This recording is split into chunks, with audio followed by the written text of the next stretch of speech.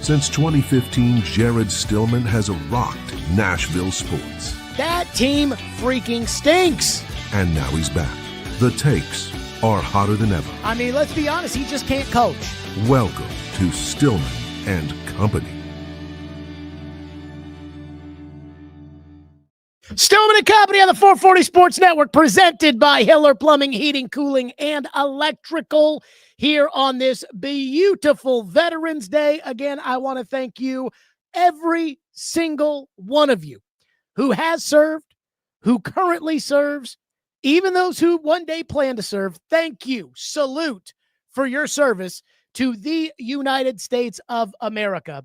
And of course, I don't know about you guys, but on Veterans Day, always thinking about those that paid the ultimate sacrifice of being a United States citizen to help protect all of the freedoms that we enjoy today. And you may not like, as far as what's going on or whatever in society and politics, when the next guy gets elected, you may not like that. When this guy gets elected, you may not. Again, that's your business, not mine. But again, I don't think there's any better honor than being an American. And we are Americans because of the unbelievable men and women who protect this country. So I wanted to start on that here on Veterans Day. And if you're watching the stream, as you can see, right up here in the corner, whoops, there we go. Point that way, Jared. Right up there in the corner, there we go. We've got our Thank You Veterans logo today, as we, again, thank all the veterans here on Veterans Day. Okay, there was a big headline yesterday in the National Football League, and that involves Brian Daboll, the former head coach of the New York Giants, because yesterday Brian Daboll was fired by the New York Giants after a 2-8 start. It's pretty amazing when you think about it, given the fact that the Tennessee Titans are just as bad. But the quarterback for the New York Giants, much better than the Tennessee Titans.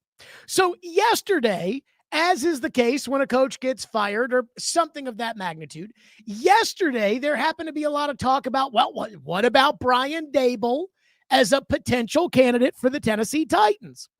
And instead of just doing what far too many of us do nowadays, and it honestly drives me a little crazy, instead of doing what far too many of us do, when we just sit back and we say, well, what do we think about this guy as coach? Oh, no. And just go out of our way to completely dismiss the guy. Instead of doing that, because, again, he's got that giant stank on him. Instead of that, I'm a big believer in really analyzing the resume as far as Brian Daboll is concerned. And then figuring out, does he belong on a potential Titans big board, or does he not belong on a potential Titans big board? And that I just don't know.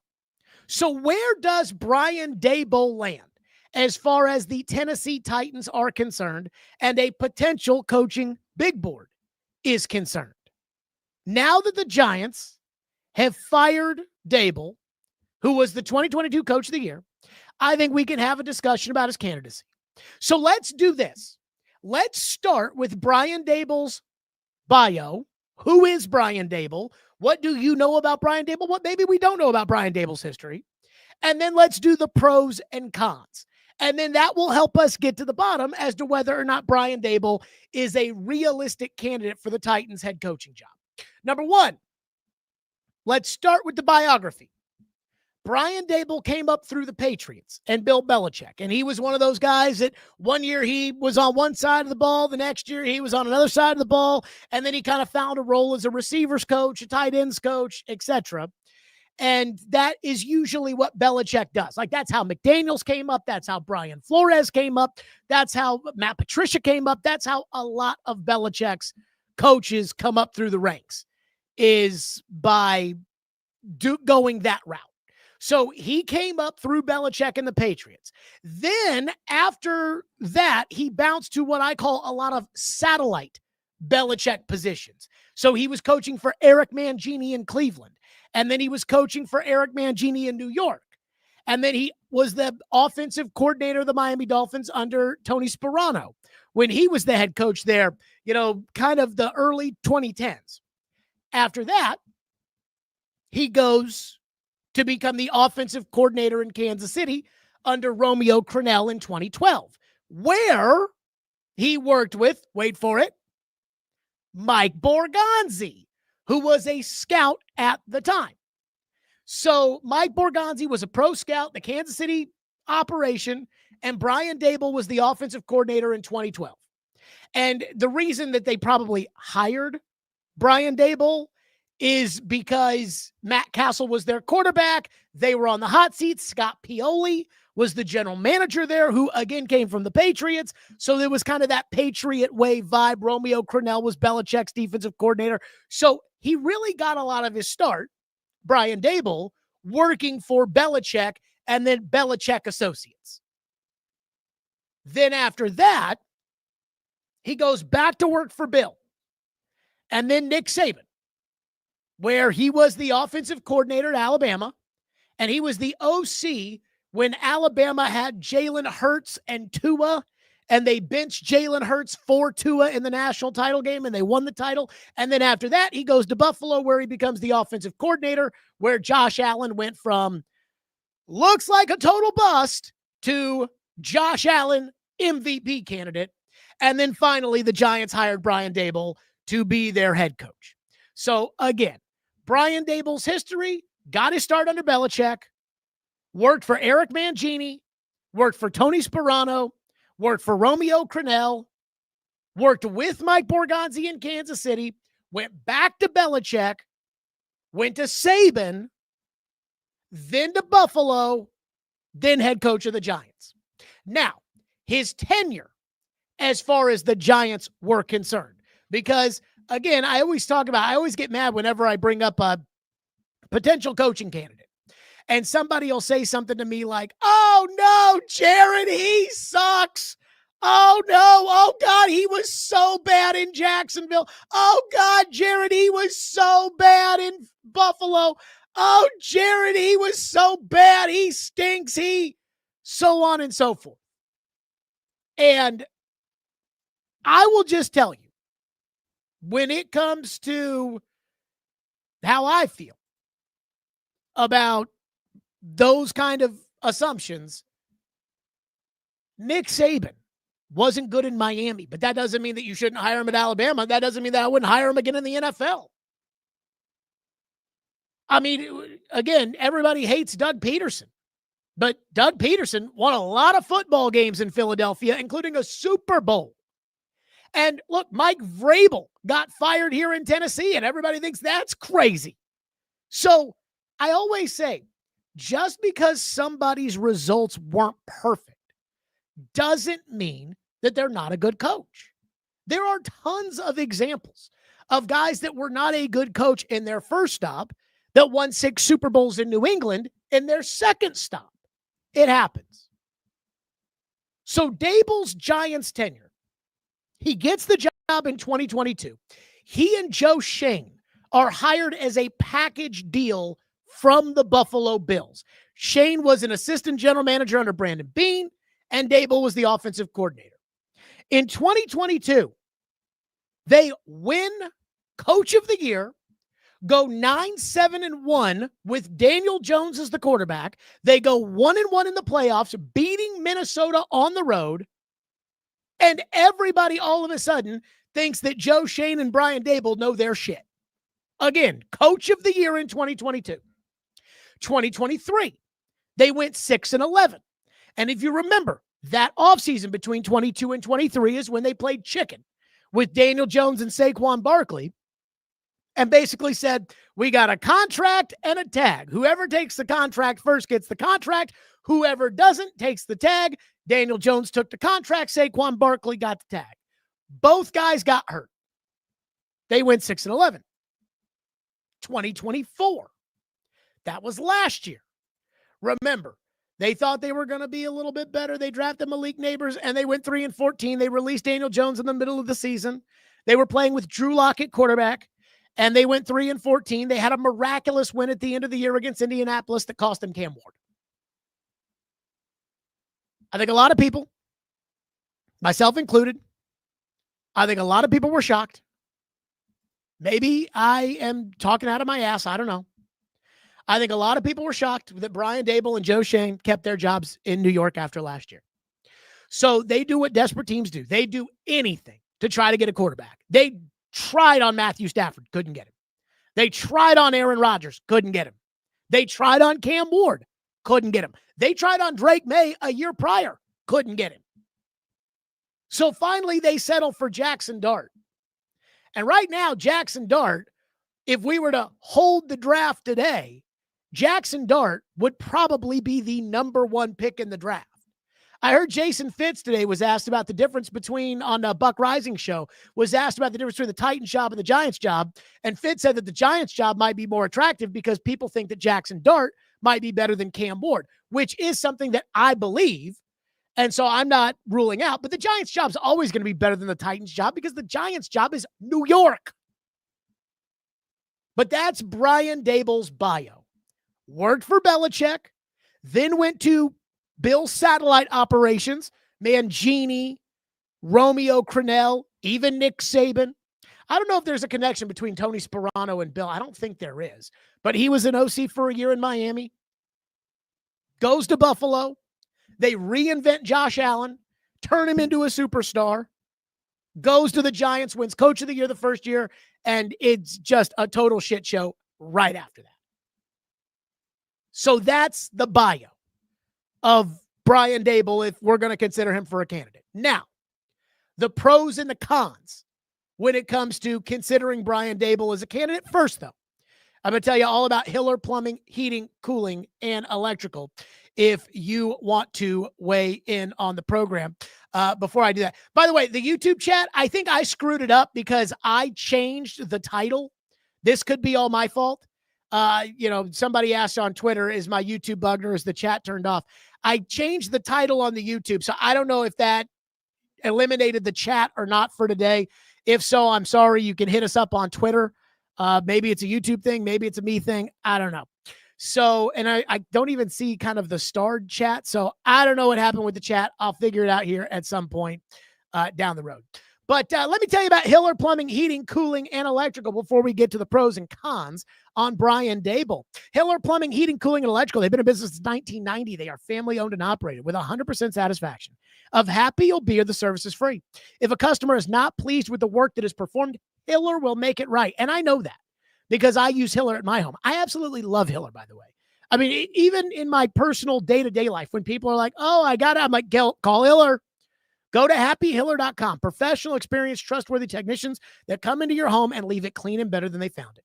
Care is their core value, and they believe that when they care about others, everybody wins. They take care of the customer on every job, every time. Again, I know that. I use them.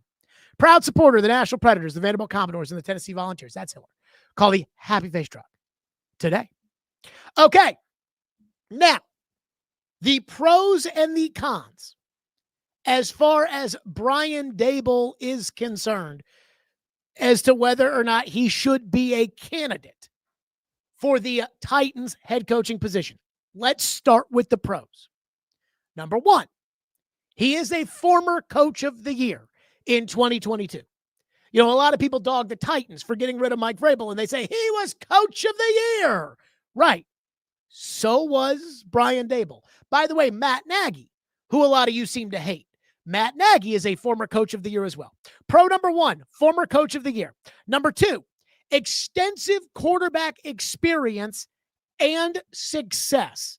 Now, if you don't want to give him credit for Brady in New England, I'm fine with that. I get that. But he worked with Hurts and Tua when they were in college, Josh Allen in Buffalo, where he was the guy running the offense. And I have to say, I thought Jackson Dart, and I don't watch the Giants every week, but I thought Jackson Dart was fairly impressive this season as a rookie quarterback. Significantly better than your rookie quarterback. Number three, Brian Daboll has head coaching experience and head coaching experience in a major market.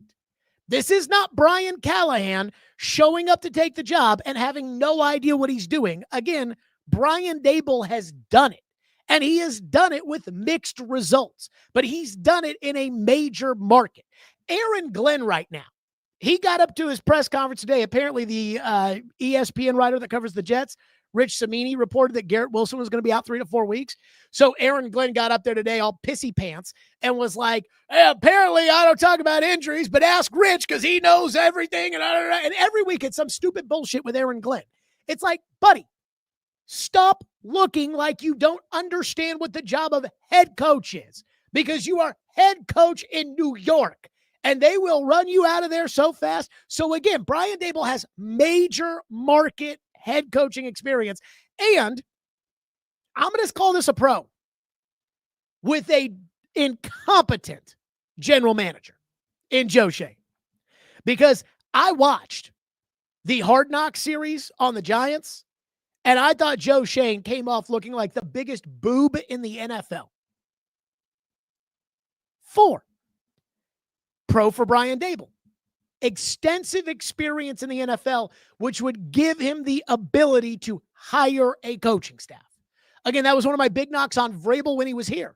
He didn't have a lot of NFL experience, didn't have a lot of NFL contacts, so everybody he hired either was a coach when he was in New England, like Dean Pease, or came from the Texans or Ohio State. Well, Brian Daboll's been coaching in the NFL at a high level for 20 years, so he knows a lot of different people. Number 5, I think Jackson Dart has consistently outplayed Cam Ward in 2025.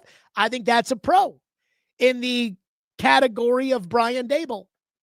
And number 6, he overlapped with Mike Borgonzi in Kansas City. So again, Borgonzi said if this is going to work, it's going to have to be a relationship that the GM and the coach work together well. Again, they overlapped a little bit in Kansas City in 2012. So those are the pros with Brian Daboll. Now, I think the biggest pro, and I keep saying this, like, if this guy gets hired, because I know how this works. You guys crap on all the candidates, and then if they get hired, you'll take the 1 or 2 good things and say, but no. Even though I hated Doug Peterson, he did win the Super Bowl in Philadelphia.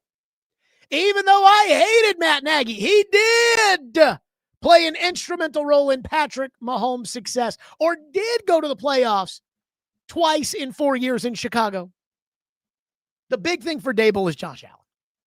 That's the one that, again, people are going to latch onto, and they're going to say, this guy must know something.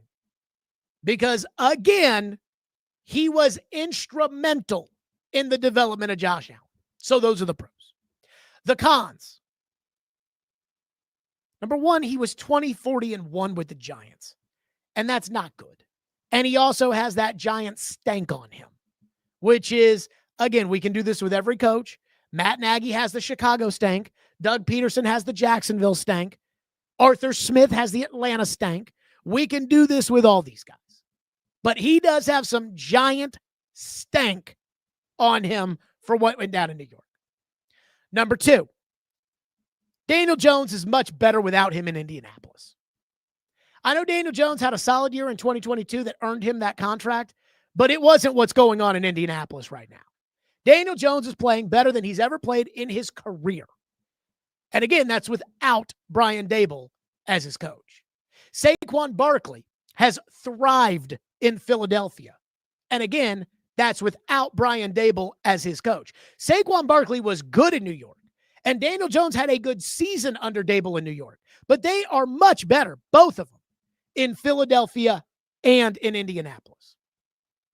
Con number 3. Brian Daboll has the reputation of being hard to work with. There was a bunch of chatter after that first year when the Giants went 9-7-1 and Daboll won Coach of the Year. And there was a lot of chatter that Daboll and Wink Martindale did not see eye to eye. They clashed a lot. Well, Wink Martindale is a pretty damn good defensive coach. And you know who he replaced Wink Martindale with? Shane Bowen. So I give Daboll credit. I say this is a pro, that he's got so many contacts within the league that he could probably build out a decent coaching staff. On the other hand, his defensive coordinator right now is fucking Shane Bowen. And Shane Bowen, as we all know, fucking sucks.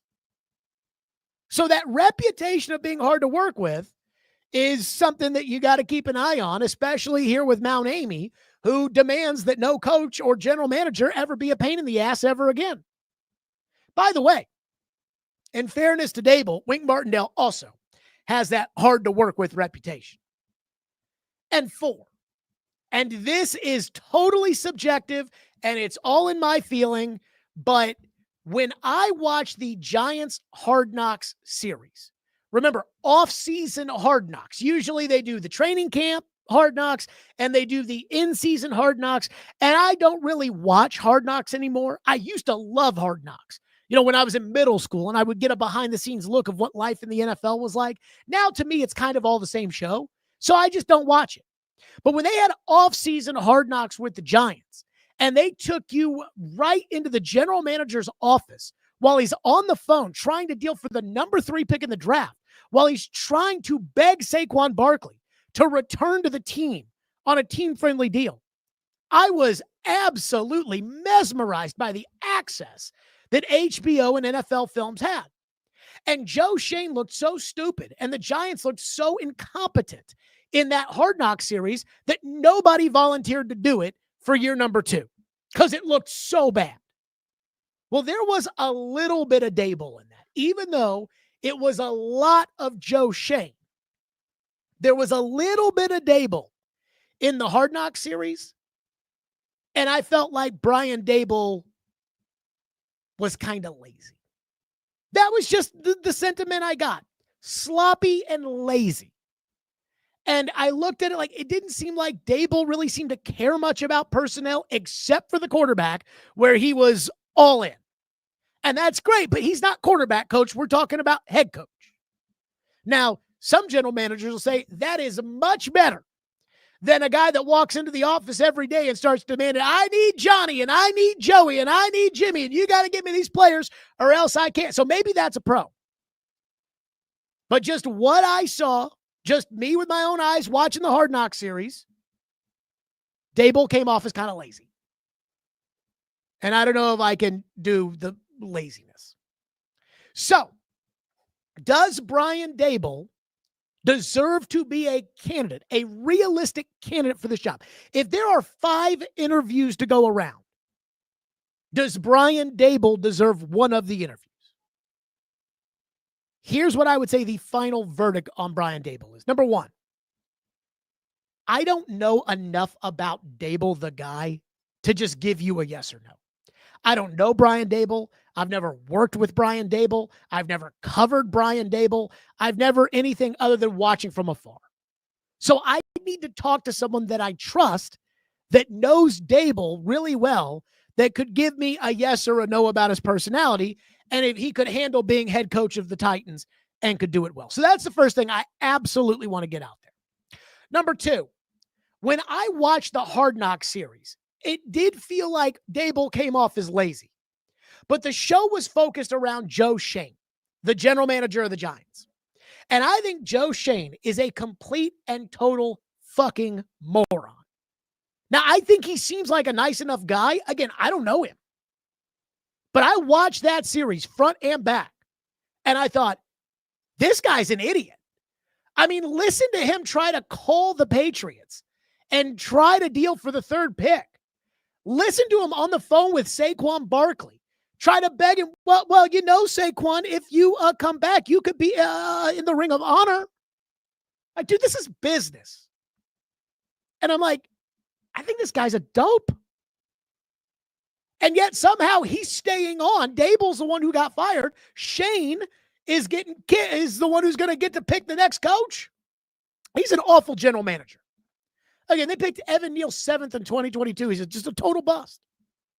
And then you got to figure out how much of that's Daboll's fault, how much of that's Shane's fault. And I do feel like the Giants are a total clown show, which, like Todd Bowles with the Jets, makes me think that maybe Brian Daboll could be better away from all those morons. The problem with that is the Titans are a clown show too. And the third thing, again, when it comes to Daboll, is I do buy that he was a big part of Josh Allen's development. But was he the central figure? Because the real story that came out when Josh Allen ascended in 2020 was that Josh Allen had gone to California and had worked with Jordan Palmer in that COVID shutdown offseason of just working on mechanics. So how much of it was that? But I wasn't there, and I'm not a guru, so I can't tell you what's what. And he was the offensive coordinator who oversaw Josh Allen's ascension. That being said, I'd put him on the list. If you're going to consider Matt Nagy, who has the Chicago stank, or Arthur Smith, who has the Atlanta stank, or Mike McCarthy, who didn't win as much as he should have in Green Bay, or whatever the hell happened there in Dallas, if you want to consider those guys, then you should consider Brian Daboll too. Daboll was not as grossly incompetent running the Giants in New York as it felt like Robert Saleh was running the Jets at the same time, or Aaron Glenn is now. Plus, again, just from watching TV, I know how stupid Daboll's general manager was, even if the Giants don't seem to know it. Now, I can't tell you right now, hire him or don't hire him. I need to know more, but my final verdict is yes, Brian Daboll should absolutely be a candidate for the Tennessee Titans job. Now, I did talk to a source who knows Brian Daboll pretty well. Again, I said, hey, I don't know enough about him, the guy, to tell you whether or not he could be a good head coach of the Titans. But I did talk to somebody in the league that knows Daboll pretty well, and I said, what do you think of Daboll coaching the Titans? They replied, quote, he's a good coach. He'll probably have better options, which is also something to keep an eye on. So, yes, I say Brian Daboll should be on the list for whatever that's worth. So that's the first thing. The second thing is, who watched Monday Night Football last night? I watched Monday Night Football last night, and holy crap, it was a tough watch. I mean, I'm sitting here thinking to myself, when it comes to Monday Night Football, Packers versus Eagles, I'm like, this is going to be a great game. This is what I want to see. And yet, as I'm watching Packers versus Eagles, and again, I have to go through all the hoops because I'm a YouTube TV guy. So I've got to go through all the hoops of being able to watch Packers versus Eagles. And I'm just sitting there watching run, incomplete, punt, incomplete, run, penalty, punt. I mean, it's like, holy crap, let's go, guys. Let's do something. And the end result was 10-7, in which it felt like Nick Sirianni tried to blow the game at the end of the game. And yet Green Bay couldn't win. Now, if you followed me for a while, you know that I was not a fan of Matt LaFleur when he was the Titans offensive coordinator in 2018. I think the reason why Derrick Henry sat the bench for as long as he did was because Matt LaFleur didn't know how to use Derrick Henry. And I thought it was ridiculous that Matt LaFleur got the Green Bay Packer job, one of the best jobs in the NFL, after that train wreck of an offensive season in 2018, where reportedly he and Mike Vrabel absolutely hated each other. And considering the fact that they've run up the score on each other, I think that tells you that they don't like each other very much. And today, apparently, there are some rumors, there is some chatter that Matt LaFleur could be in trouble in Green Bay. This coming from Pro Football Talk, quote, the heat could be increasing on Packers coach Matt LaFleur and GM Brian Gutekunst. Again, that coming from Mike Florio, Pro Football Talk. And then there was an article in The Athletic by Matt Schneiderman, who said why Packers Matt LaFleur might be coaching for his job after loss to the Eagles. Schneiderman writes in there, LaFleur has this season and next season remaining on his contract, but first-year team president Ed Policy chose not to extend LaFleur and general manager Brian Gutekunst, who's on the same timeline, before the season. Policy also doesn't want them in contract years, meaning a decision on their futures could very well come after this season. And again, the Green Bay Packers have a mandatory retirement for their team president. So Mark Murphy turned 70 years old. He was the team president, which is the de facto owner of the Green Bay Packers. Ed Policy, when Mark Murphy turned 70, takes over as team president. Ed Policy decides not to extend Matt LaFleur or Brian Gutekunst, wants to see what they'll do. And apparently this season has not gone to plan for whatever that's worth. So, again, there's starting to be some chatter about whether or not Matt LaFleur could hit the coaching market and whether or not Green Bay would fire him. So let me start with this. Number one, I know they've got a new president, and Ed Policy is not, some yes man, to Mark Murphy that he promoted that, he'll be like me 2.0. No. This is not how it works in Green Bay. And this is why Green Bay is always competitive, because they don't have a numbnuts owner who always gets in the way. I think Green Bay would be nuts to get rid of Matt LaFleur and to get rid of Brian Gutekunst. Now, I don't like Matt LaFleur. I don't think Matt LaFleur is a very good coach of the Packers. I think he does some dumb stuff on the sidelines. I'll never forget them. I forget exactly. It was like they kicked a field goal that would have put them down. They were down by 13 and they kicked a field goal or whatever in the NFC title game all those years ago. And I'm like, what the fuck is he thinking? So I'm not a LaFleur fan. But Green Bay wins a lot with Matt LaFleur. And the only rationale I think I could see for Green Bay to move on from Matt LaFleur is to say, well, he's not getting enough out of Jordan Love. We're paying Jordan Love $55 million. Let's go get a coach who can get more out of Jordan Love. The problem is I'm not sure there is more to get out of Jordan Love. I think Jordan Love is who he is, which is a Trevor Lawrence level quarterback. And for $55 million, you're never going to be happy with that. I mean, last night they got the ball twice. And I'm like, if you're making $55 million a year, you need to go drive down the field. You need to go win the fucking game. And that doesn't matter if your coach knows what he's doing or not. You're making $55 million. Matt LaFleur ain't making $55 million. So I think the Green Bay issue might be a Jordan Love issue and not a Matt LaFleur issue. And Green Bay just doesn't fire coaches like the Cleveland Browns used to or the Tennessee Titans do now. The Green Bay Packers do not fire you if you do a good job, and Matt LaFleur does a good job. So I would be stunned if Matt LaFleur hits the market. The second thing, if Matt LaFleur hits the market, it is his job if he wants it here in Tennessee. And it is not because I personally am dropping my panties at the idea of, Matt LaFleur, yes, you're so good in Green Bay, getting the 7th seed and losing in the playoffs every year. Come to Papa. That's not it.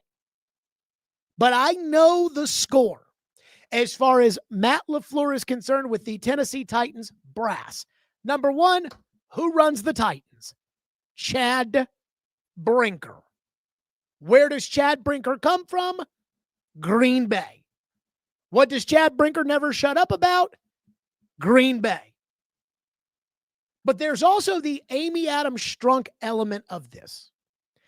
Amy Adams Strunk interviewed Matt LaFleur, Mike Vrabel, and Steve Wilks, along with John Robinson, in 2018 when they went to hire a coach.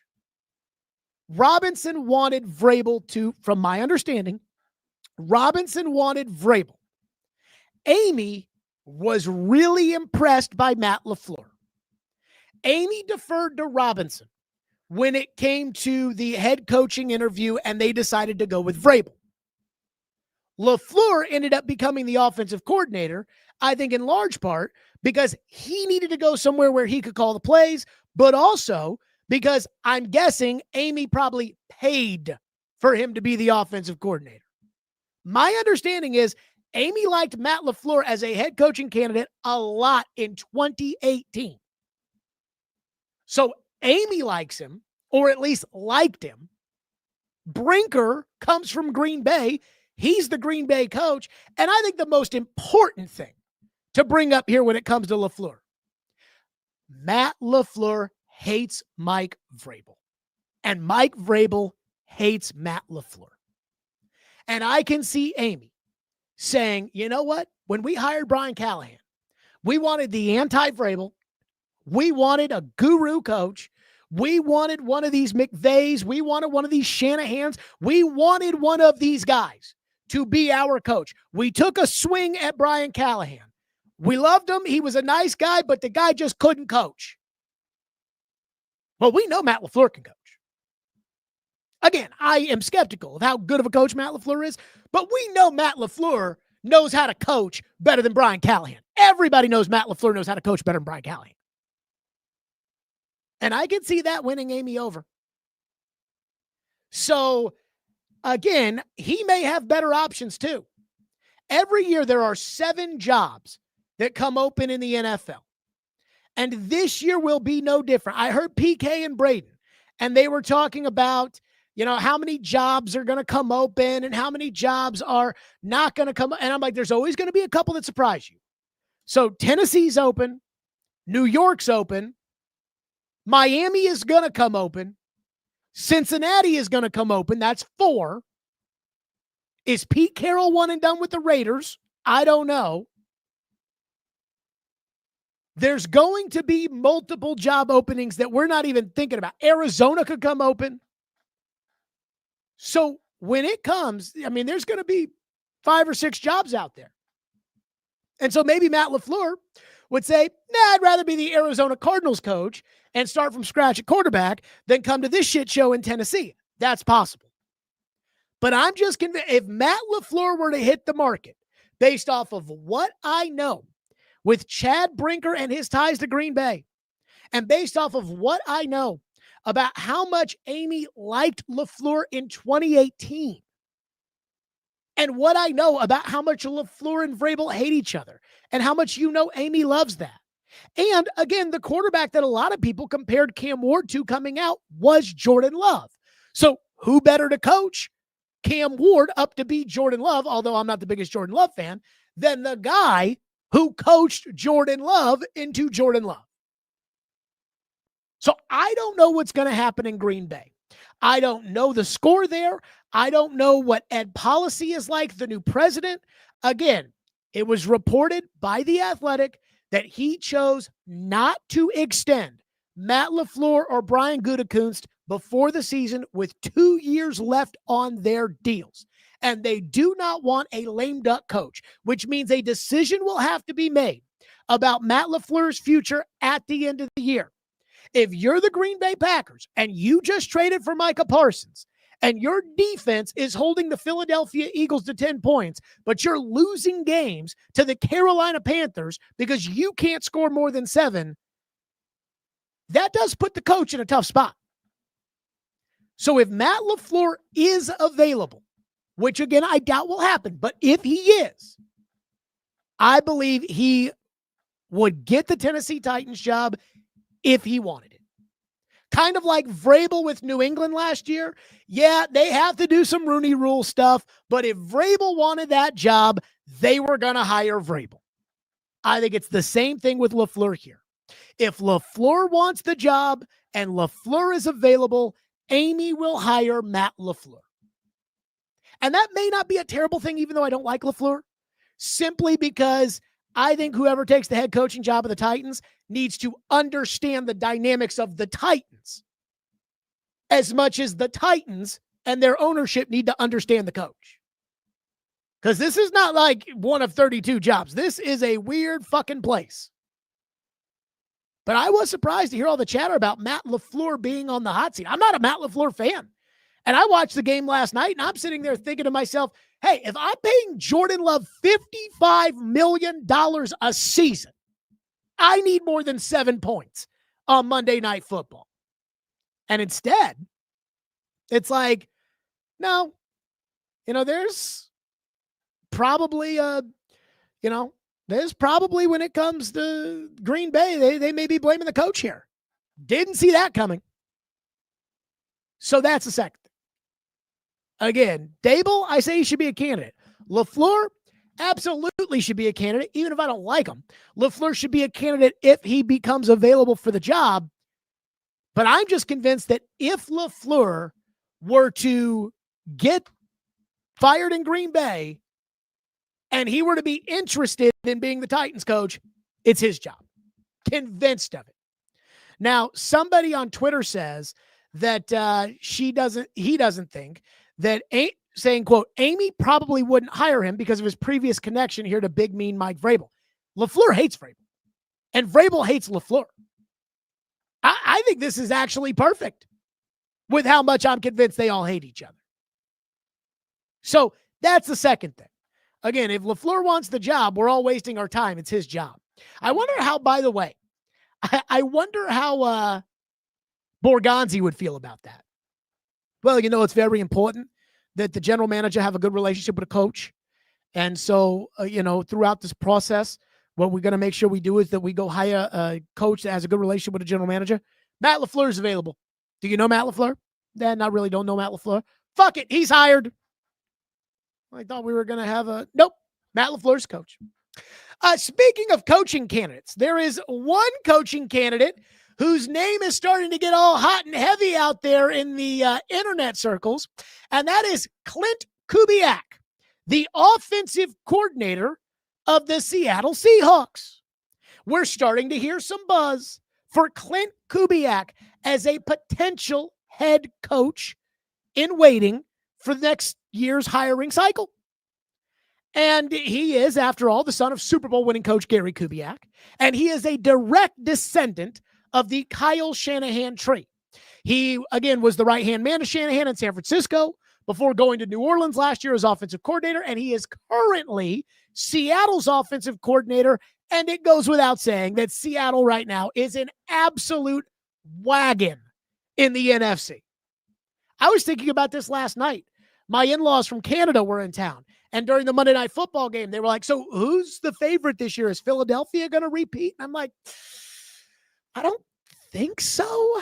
And I'm looking at the AFC, and it's Indianapolis and New England and Denver.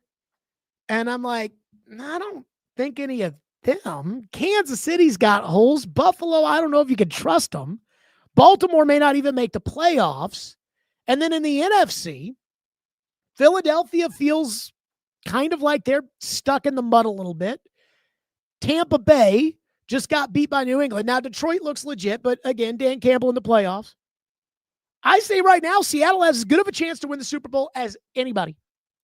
And so right now, Seattle's a wagon. Klint Kubiak is the offensive coordinator. They've got a top 10 offense. And so now, even though this guy was just cast aside last year in New Orleans, there's now buzz that this guy could be a good head coaching candidate, including coming from Easton Freeze A to Z Sports, who said that Klint Kubiak, and this was on Sunday, Klint Kubiak has propelled himself into the upper echelon of head coaching candidates. He's got that Seattle offense running as pure as any offense as I've ever seen right now. And it's always a huge narrative boost for a coordinator when he does it without a superstar at quarterback. And I saw that, and I got to tell you, and I actually like Easton Freeze now. I didn't like him there for a little bit, but now I've come to respect him. And I like Easton. And I said to myself, oh, here we go. Oh, there they go. There they go. Because Seattle's got a top 10 offense, and Sam Darnold's the quarterback there, and it definitely can't be because of Sam Darnold. So it's got to be because of Klint Kubiak. And now we have to hire Klint Kubiak to be a head coach because this world, the football world, apparently cannot get it through their brains that Sam Darnold is actually a good quarterback. So it must be Klint Kubiak's coaching that has made Sam Darnold. You do know Sam Darnold received MVP votes last year, and that was without Klint Kubiak coaching him. And by the way, the guru coach who made Sam Darnold so good last year, who, again, it wasn't anything to do with Sam as to why Sam played so well. It was all the guru coach. He's 4-5 right now and has the 24th ranked offense in the NFL. I'm not saying don't hire Klint Kubiak because I don't know Klint Kubiak from a jar of Vicks. And when it comes to the NFL, this is how it works. Team has a great season. He's the offensive coordinator. He gets a job. The best teams coordinators always get head coaching jobs because you want a little bit of that secret sauce. I get it. And Klint Kubiak is no different. And Klint Kubiak has extensive Shanahan experience, which again is where a lot of the league is trending. But if you start pumping the tires for Kubiak after everybody shit on Sam Darnold last year, I'm going to lose my mind. There are some people that are looking at Klint Kubiak and saying, this is Kyle Shanahan 2.0. And they're comparing the Seahawks season this year to the season that Kyle Shanahan had as the Falcons offensive coordinator in 2016. If you remember, the Falcons, Matt Ryan, league MVP, they went to the Super Bowl up 28-3, lost the game. And I'm thinking to myself, well, wait a minute.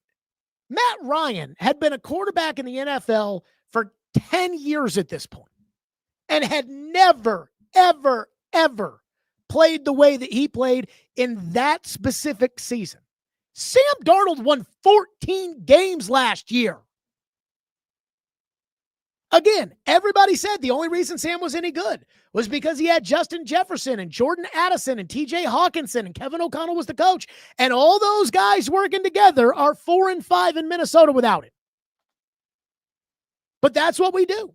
We just decide Sam Darnold sucks. So now we want to hire Sam Darnold's coach.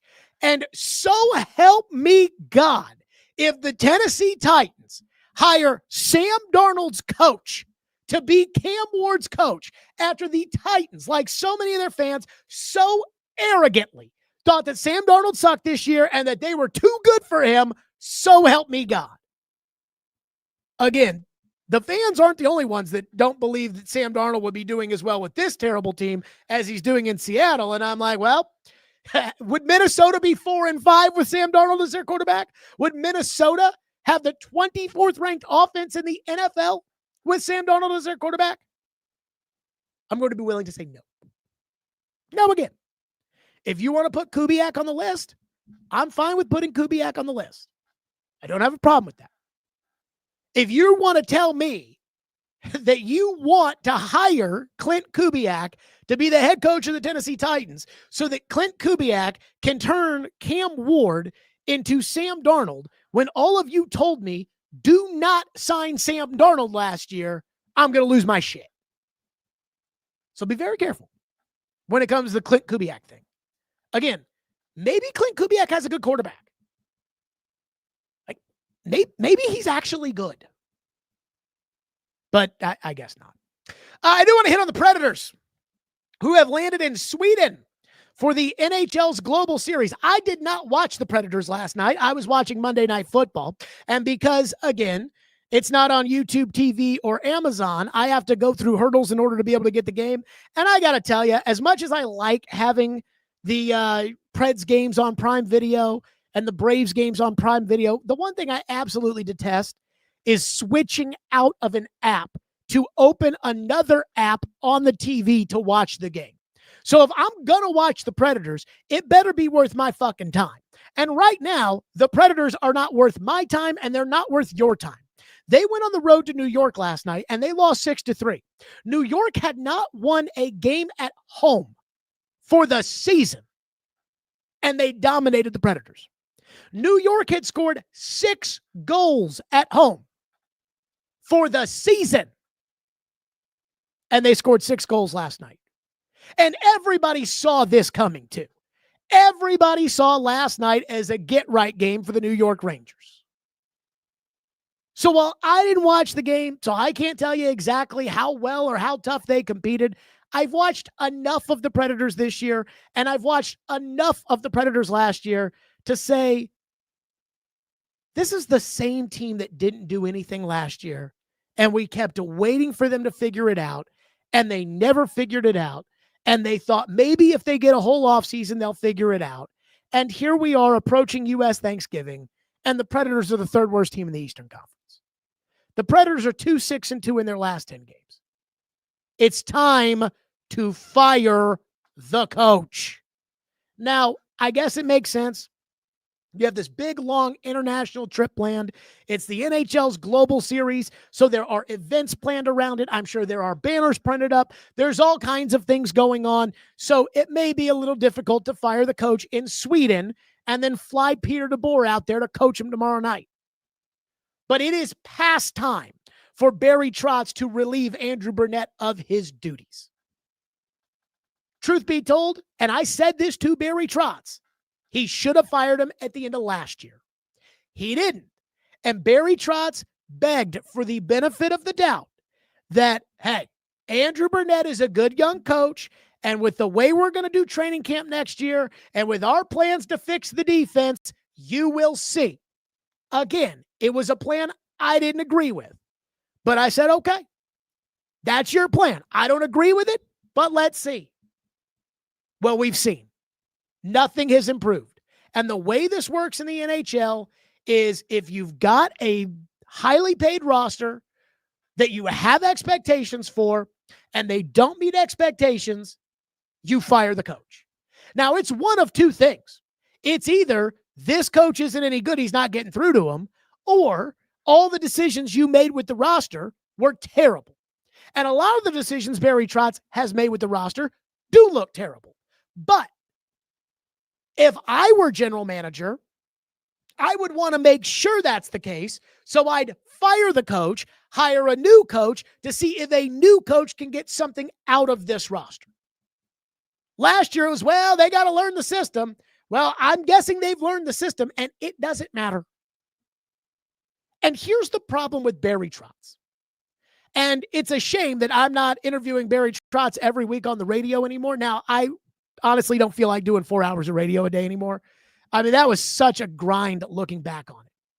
But it is a travesty that I'm not the one interviewing Barry Trotz anymore, because if I were to be interviewing Barry Trotz on a weekly basis this season, the tone and the discussion at this point, I can only imagine, would be a lot tougher than it was last year. And I thought I was pretty hard on Barry. Every week he'd come on the show, and every week I'd ask him if he's going to fire the coach. Now, I don't think I'd be asking. I think I'd be telling. And if I owned the team, I wouldn't be asking. I'd be telling. And this is where I'm starting to really worry about Barry Trotz, because it's past time to move on from Andrew Brunette. We all have a friend who is miserable in their marriage, and they need to get a divorce. And you know they need to get a divorce. And you and your significant other see them, and you guys probably talk about it. Lindsay and I have friends that are married, and Lindsay and I are like, yeah, they probably should go ahead and get divorced. But they won't get divorced. For whatever reason, they will not get divorced. Maybe they say something like, oh, well, I don't believe in divorce, or, oh, well, we got married in front of God. Oh, well, our kids. Oh, well, we're going to try to figure it out. Again, that's their business, but they won't get divorced when they need to get divorced. That's Barry Trotz with Andrew Brunette. He can't do it. And so this is how I feel about Barry Trotz. I like Barry Trotz. You all know that. I thought Barry Trotz did a good job that first year, and that team really put up a fight when nobody expected them to, and it was a fun team to watch, and it was a fun team to root for, and I miss those days. He probably swung and missed on the old pawpaws. I get it. I hate the Saros contract. Askarov, I don't think is very good, but at the same time, I think getting bullied into having to trade him is not good business. I think Trotz thought he lived in some sort of utopian society where he could tell Yaroslav Askarov, hey, suck it up, it'll be okay. And, of course, that doesn't make any sense. But here's where I am with Trotz. If you can't pull the plug on Andrew Brunette when you get back from Sweden, then you can't run this team. And to me, it's as simple as that. There is no more debate as far as Andrew Brunette. There are no more excuses. You are what your record says you are. And for over a year, the Predators have been one of the worst, if not the worst team in the NHL. It's time to move on. What it's time to do is it is time to move off the coach, go bring somebody else in. Everybody keeps saying Peter DeBoer. I'm not against Peter DeBoer, but again, bring in somebody else and see. Can they coach Marchessault and Stamkos? And can they coach Brady Shea and Yossi when he comes back and Ryan O'Reilly? And can they coach these guys? Matthew Wood's looking pretty good. Can they coach these guys to turn this season around and try to make the playoffs or put out some competitive hockey? And if that guy can't coach them, well, then you're going to have to blow your team up. And you'll probably have a couple more years where you're pretty bad and you're playing off some of these contracts and just trying to clear the deck and get draft picks. And that sucks. And it's probably going to cost Barry Trotz his job, but that's the reality of the NHL.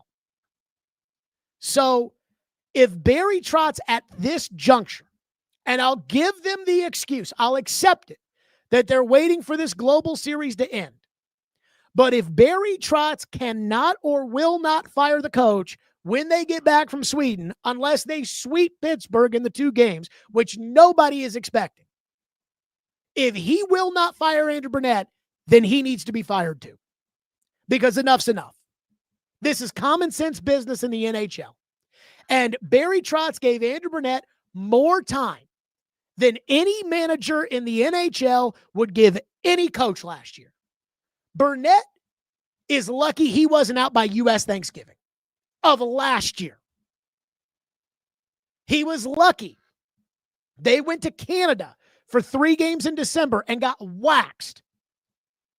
And he kept his job. He kept his job leading up to the trade deadline.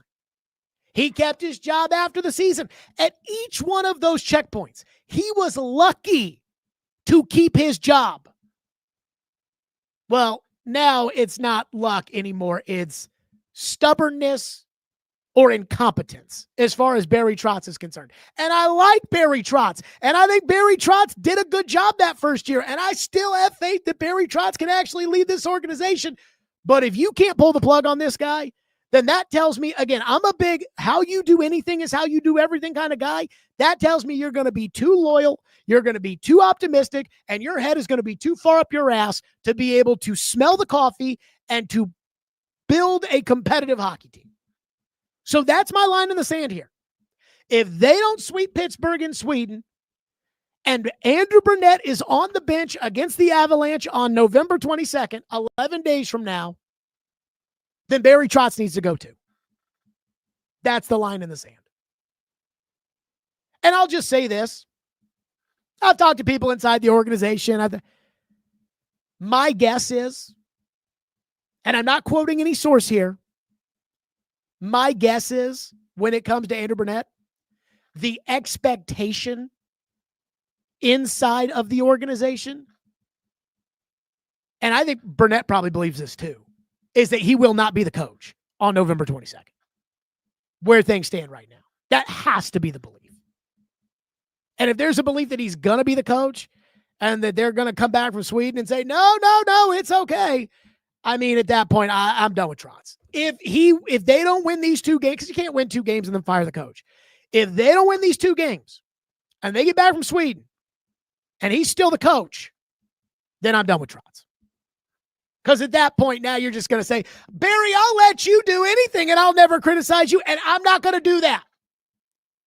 In spite of what you people think about me, I was not in the bag for Barry Trotz last year. I'm not in the bag right now. This is a big make or break moment in my belief of him as a general manager.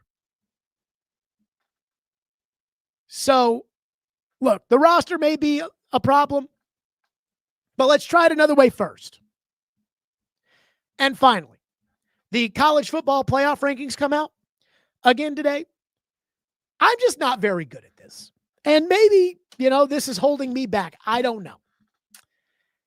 I just don't get into the college football playoff rankings on a weekly basis because they fluctuate with what happens in the game, or the committee just decides, fuck it. We changed our mind. Alabama in, Florida State out.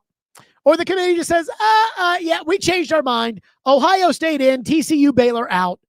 So I just don't. The first year they had them, I was on the radio in Louisville, and we talked about those rankings every single day. We tried to read into them. Well, the committee's got them at 23, and that's another top 25 victory, and so on and so forth. But I am fascinated to see what happens with Vanderbilt tonight. And I'm fascinated as far as Vanderbilt's playoff hopes are concerned. Because Vanderbilt has 2 games left, and they're probably going to beat Kentucky, which means that it might all come down to Vanderbilt at Tennessee in the final game of the year for a playoff spot. But I went to ESPN, and they have their college football playoff predictor, the All-State College Football Playoff Predictor. And I said, okay, if Vanderbilt wins the next 2 games, is Vanderbilt in the college football playoff? As of right now, Vanderbilt has something like a 23% chance of making it to the college football playoff. ESPN says If Vanderbilt were to win out, they only have a 79% chance of making it to the college football playoff. And I'm thinking to myself, that's crazy. So there's going to be 5 conference champions that make up the 12-team field. And we know Vanderbilt's not going to be a conference champion. So that leaves 7 at-large spots. So let's assume Indiana or Ohio State, the number 2 team in the Big Ten, gets one of the spots. The number 2 team in the SEC, Alabama, Georgia, whomever, they get a slot. Oregon probably gets a slot. Although, should we be sold on Oregon? Ole Miss gets a slot. Then who? As of right now, ESPN thinks Oklahoma at 33% has a better chance of making it to the college football playoff than Vanderbilt. I don't totally see that. To me, if Vanderbilt beats Kentucky and then they beat Tennessee, they're in. Vanderbilt's chances, according to the All-State Playoff Predictor, is 73%. If Vanderbilt were to win out, which I think is crazy. And they would have Vanderbilt, by the way, this is according to ESPN, they would have Vanderbilt going on the road in the 8-9 game to play Oregon. If Vanderbilt plays Oregon in the college football playoff, I will be there. I don't think Vanderbilt's going to win at UT. But again, I am fascinated to see when it comes to Vandy tonight, with the losses that happened last weekend, where they will put them in the rankings. And if we can look at it and say, you know what? They are going to end up making the playoffs if they win these 2 games. Okay, that's it for us. Like and subscribe. Great show today. Again, going over the Titans coaching candidates and adding Brian Daboll to the list and maybe even adding Matt LaFleur to the list. And again, thank you to all of our veterans who have served, those who currently serve, and of course, those who gave the ultimate sacrifice on this Veterans Day to serve our country, to save our freedoms. Thank you so much. Like and subscribe wherever you get your podcasts. And I'm sorry about the YouTube chat. We'll make sure that's fixed for tomorrow. Stillman & Company. We will see everybody live tomorrow at 2.